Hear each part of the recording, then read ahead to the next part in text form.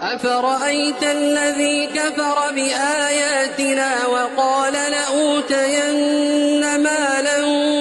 وولدا أطلع الغيب أم اتخذ عند الرحمن عهدا كلا سنكتب ما يقول ونمد له من العذاب مدا ونرثه ما يقول ويأتينا فردا واتخذوا من دون الله آلهة ليكونوا لهم عزا كلا سيكفرون بعبادتهم ويكونون عليهم ضدا ألم تر أنا